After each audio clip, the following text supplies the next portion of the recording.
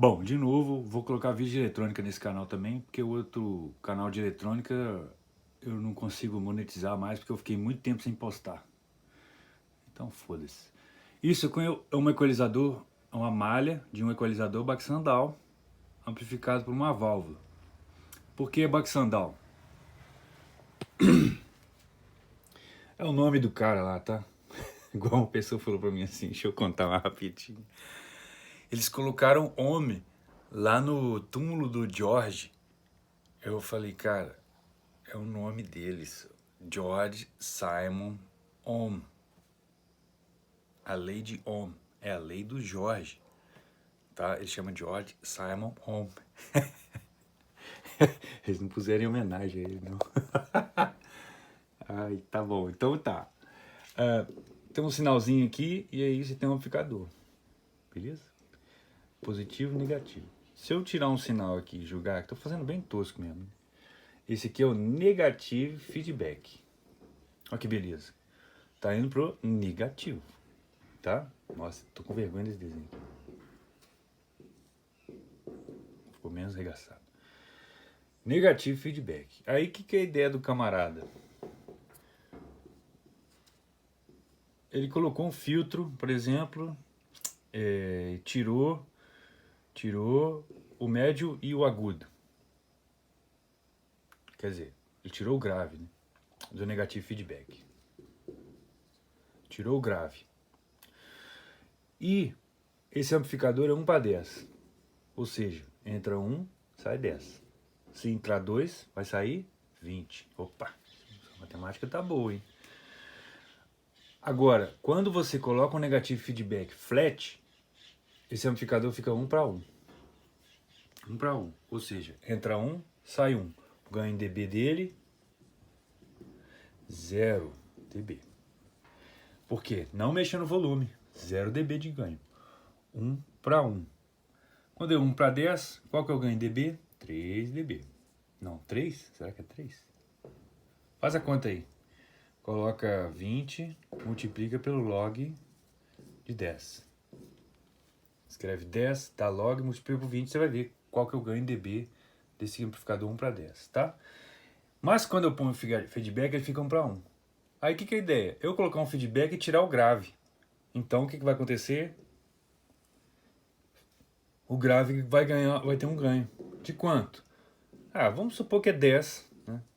10 vezes 10 volt por volt. Só que ele vai mostrar uma curva compatível com essa daqui. Você fez uma curva aqui, o que veio de grave, o que não veio de grave para cancelar, ele vai ganhar por causa da amplificação. Bobeira entender isso, né? Bobeira. Então vamos analisar esse circuito aqui, mais ou menos também, porque isso é uma malha. Esses valores de potenciômetro, de resistor, não foram muito bem calculados no papel, na pinta, não. Eles são valores que vão ter perdas e tem que funcionar. Então, sabendo a impedância de entrada da válvula, você tem que proteger essa impedância de entrada aqui também e a de saída também, para não dar problema. E o negativo feedback dele está aqui, ó. Opa. Pronto. Então, qual é o fluxo de sinal aqui? O sinal entrou, passou pela malha e veio para a grade. E foi amplificado.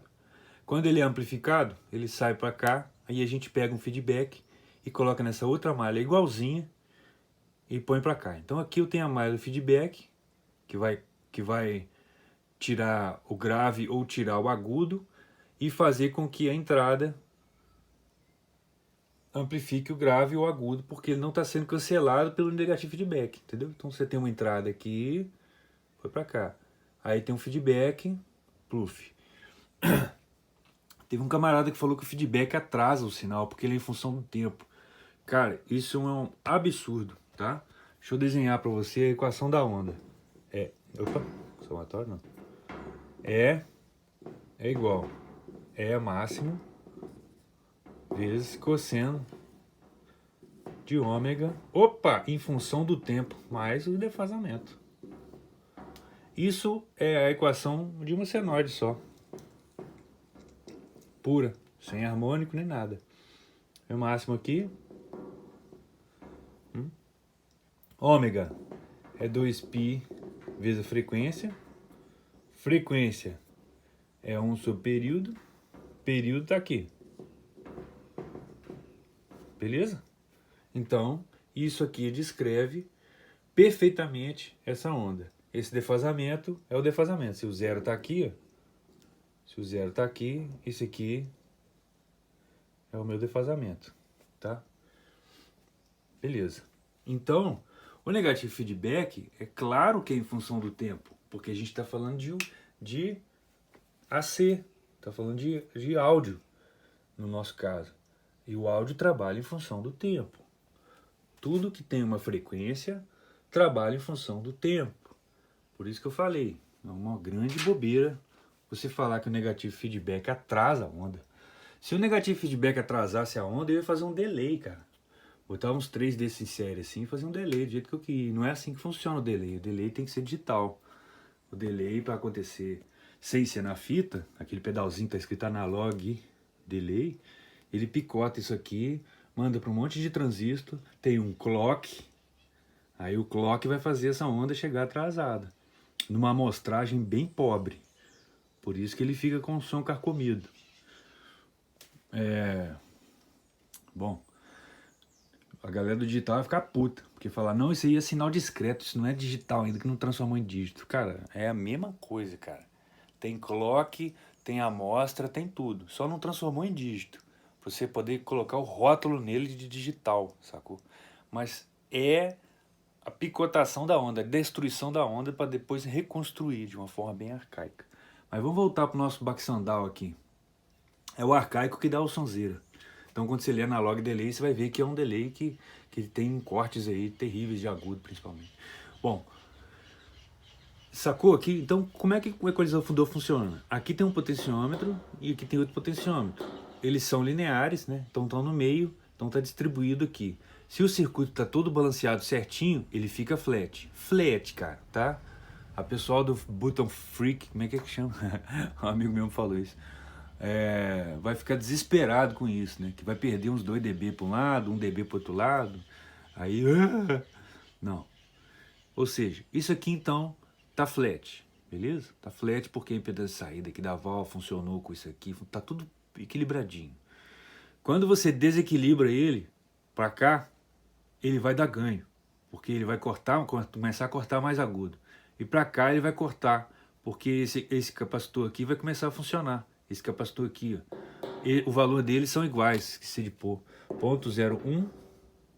É simétrico essa merda. Ninguém pergunta, e esse aqui? Cara, você tá vendo a simetria aqui? Então esse valor é igual a esse. Não vou escrever não, pra você deixar de ser burro. E 0,047. Então vai dar uma frequência de corte de 400 Hz aqui. Frequência de corte não, né? Uma frequência aqui de 400 e aqui de 7K e meio. Se assustou com esse 400 e com esse 7,5, né? Calma, bebê. Calma, que a curva é bem assim, ó. É bem suave, cara. Aí o 400 Hz, cara. Sei lá onde tá o 400 Hz. Deve estar aqui, né? Sacou? Às vezes você tá falando de um equalizador de 12 dB, né? Aí ele deu 3, 6 dB em 400 Hz. No máximo. Então quando você aumenta só um pouquinho, ele vai aumentar só um pouquinho, tá vendo? Por isso que a curva dele é tão bacana. Por isso que todo mundo gosta tanto desse aqui. Se aumentar no máximo, você tá me zoando, né? Mas se você der só um tapinha só, tá, tô vendo 400 Hz, tá, mas cara, ele tá bonitaçamente lá pros gravão, delícia, gostoso. E o agudo é a mesma coisa, parte do agudo é a mesma coisa. Por isso que é um equalizador tão querido, porque por causa da curva dele. Ah, eu consigo pegar um EQ de baixo? Consegue, velho, você consegue fazer o que você quiser. Só que tem que entender o seguinte, a ferramenta do negócio é que vale. O que vale é a ferramenta, você pegar um equipamento e fazer assim, ó. Nossa, que sonzeira, cara. Não, eu consigo sim. Igual eu mostrei no outro vídeo no YouTube. Eu peguei um equalizador. Foda pra caralho o equalizador. Botei o som e puxei aqui. Ótimo. Sonzeira. Veio na hora. Aí eu peguei o equalizador do Pro Tools e fiquei mexendo. Até chegar num som parecido. Ah, parabéns pra mim, cadê meu troféu de retardado? Não, por causa da ferramenta. Quem equalizou primeiro? Eu usando o equalizador físico. Então quando a gente usa um equipamento que funciona desse jeito, rodou um pouquinho aqui, botou aquela chavinha ali, tá? lindo, que é o que todo mundo fala. Você vê os caras falando isso e fala, cara, mas eu consigo fazer esse som aí pelo plugin ou por qualquer outro equalizador. Consegue, cara, mas você está copiando um negócio que já foi feito. Você está copiando um negócio que já foi feito. Então, a melhor forma de você trabalhar é com aquilo ali. E não tentando copiar aquilo ali, porque quando você for gravar, não foi feito. Entendeu a diferença? É isso que muita gente consegue te levar no papo. Porque o cara mostra um negócio que já foi feito, ele alcança aquele negócio com outra coisa, com um plugin free, sei lá, tá ligado? E aí, às vezes a pessoa não tá percebendo isso, a própria pessoa que tá passando isso não tá percebendo. Às vezes sim, né? Porque todo mundo, a gente considera, tem que considerar, principalmente hoje em dia, que todo mundo é pilantra, porque tá todo mundo ganhando muito dinheiro com qualquer coisa hoje de view, não sei o que. Muito dinheiro também não, né? Dinheiro não, todo mundo ganhando view, ganhando, esqueci o nome do negócio que os caras usam de marketing digital. Sei lá, ganhando, todo mundo vendo a porra do negócio. E aí o pessoal começa a fazer de sacanagem essas coisas. E isso é uma sacanagem muito boa. A molecada que não entende nada, que acha que vai conquistar o mundo com o mouse, fica, agora sim. Só que, vou repetir para finalizar o vídeo. Você usa um equipamento, usa um amplificador, alguma coisa, sonzeira. Ponto final. Agora, se você buscar aquela sonzeira, pode ser, tá? Você buscando aquele negócio para sua música. Não vai funcionar, porque funcionou, aquele timbre funciona naquela música. Naquele momento ali, funcionou aquele timbre. Se você mudar o estilo, mudar a música, mudar os acordes, não vai funcionar mais, porque tá tudo muito unido. Tá tudo muito unido. Equipamento com a composição. Sabe? A composição tá junta com o equipamento. Por exemplo, se você fizer uma base cheia com drive, overdrive, tube screamer, lindo, vai ficar linda a distorção. Mas se você fizer com fuzz, não vai funcionar mais, cara. Só que o Jack White usa fuzz pra caralho. Mas as bases dele não são bases cheias de acorde. Acorde cheio, bonito, aberto, delícia. Não é isso. Então não vai funcionar o timbre dele com um outro tipo de composição, certo? Acontece a mesma coisa com os equipamentos. Por que todo mundo gosta desse equipamento? Porque você dá uma viradinha no botão e fica lindo o equipamento. Ó, lindo a equalização. Às vezes você não gosta, às vezes você quer um negócio muito específico. Por exemplo, ele só tem grave e agudo. Se você meter um médio aqui, não fica legal, eu já tentei. Não fica tão legal assim, porque ele é muito aberto. Muito aberto. Então ele vai abranger muito, não é aquele médio que a gente está acostumado com um equalizador paramétrico, por exemplo, muito focado, né? Que você consegue fazer o foco do médio ali. Com 2 capacitores, você fecha o foco do médio no equalizador paramétrico. Aqui não. Por quê? Porque ele trabalha com uma malha passiva. E depois entra o sinal de negativo feedback. Vou chamar essa de malha passiva porque não tem nada ali dando buffer, não tem indutor, não tem nada. É só capacitor e resistor. O indutor também é passivo. Nossa, bicho, é melhor você não tentar refutar o que eu tô falando, não. Só tenta entender isso, mas não repete para os outros, porque se você falar isso, você vai ter que explicar por que você chamou isso aqui de uma malha passiva. Entendeu? É igual o equalizadorzinho de amplificador de guitarra, só que essa aqui usa o negativo feedback para cancelar o som e dar o booster. Você tem só um estágio só de amplificação. Só um estágio. É isso que é o grande problema desse negócio aí. Grande problema não, que é a grande limitação do equalizador, beleza? Existem vários tipos de equalizador.